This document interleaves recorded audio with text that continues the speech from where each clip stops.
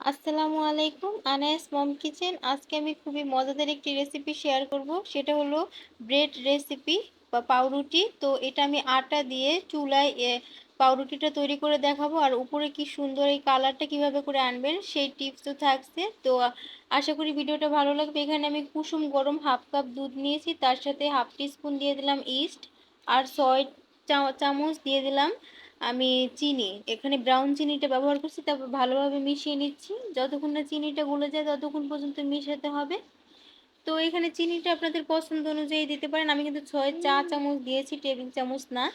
তো এটাই পারফেক্ট আছে। তারপরে আমি এখানে 1 কাপ পরিমাণ আটা নিয়েছি।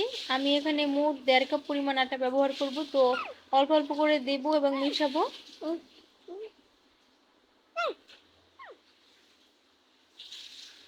তো এই পর্যায়ে কিন্তু মেশাতে মেশাতে দেখা যাবে যে এরকম একটু স্টিকি টাইপের করে এই ডোটা তৈরি করতে হবে, তাহলে পাউরুটিটা অনেক বেশি সফট হবে। তো এই পর্যায়ে আমি দিয়ে দিলাম 1.5 টেবিল চামচ রান্নার রেগুলার তেল। এটা দিয়ে ভালোভাবে মেখে নিতে হবে।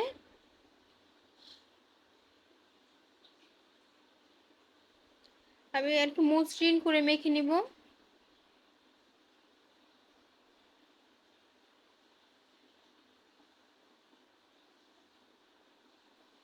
তো এই পর্যায়ে কিন্তু আমি ঢাকনা দিয়ে দেবো প্রায় 1 ঘন্টার জন্য। যতক্ষণ না ফুলে ওঠে আপনারা ততক্ষণ ঢাকনা দিয়ে রাখবেন।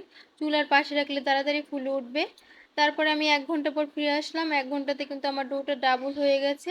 তো এই পর্যায়ে আমি ডোটার ভিতরে যে বাতাস আছে সেই বাতাসটা এভাবে করে বের করে নিচ্ছি।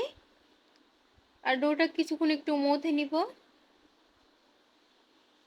এ পর্যায়ে ডোটা কিন্তু অনেক বেশি সফট।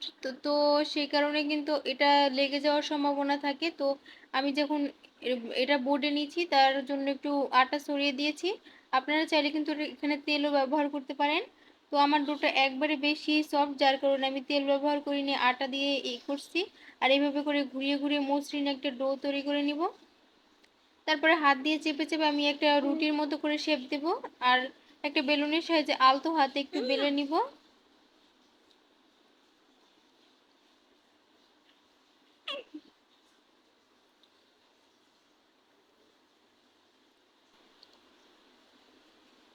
তো এই পর্যায়ে রুটিটাও কিন্তু বেলা শেষ। এবার আমি ভাঁজ দিয়ে দেবো। যে আমরা যেভাবে সাধারণত পরোটার ভাঁজ দিয়ে থাকি সেভাবে করে আমি ভাঁজ দিলাম। তো এইভাবে করে দিয়ে আবার এইভাবে করে হাত দিয়ে ঘুরিয়ে ঘুরিয়ে আমি গোল একটা রোলের শেপ করে নিব।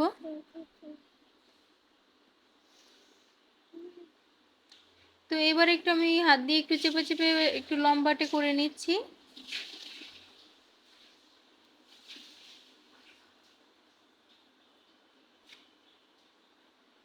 আর যতটা সম্ভব মসৃণ করেই কিন্তু ডোটা তৈরি করতে হবে। আপনারা চাইলে উপরে তেল ব্রাশ করেও দিতে পারেন, তো আমি এই পর্যায়ে দিচ্ছি না।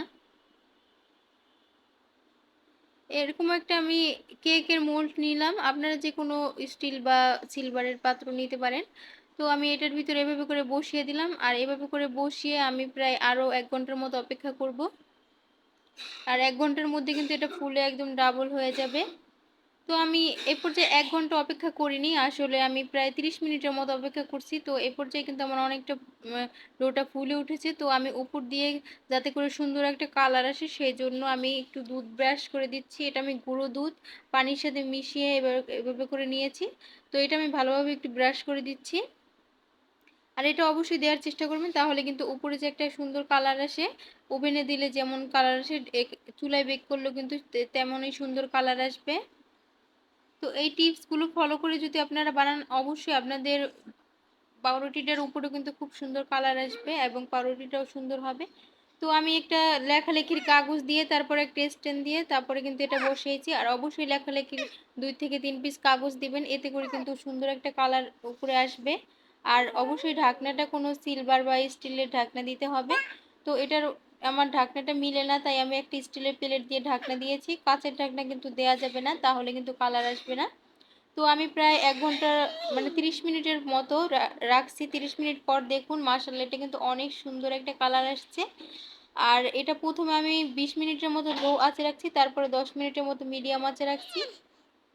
আর এভাবে করে আমি 30 মিনিট বেক করে নিলাম। এই পর্যায়ে আমি উপর দিয়ে একটু তেল ব্রাশ করে দিচ্ছি, এতে করে উপরটা অনেক সফট হবে।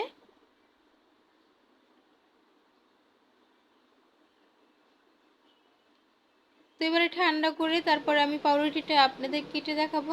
তো চারিদিকটা একটু ছাড়িয়ে নিচ্ছি।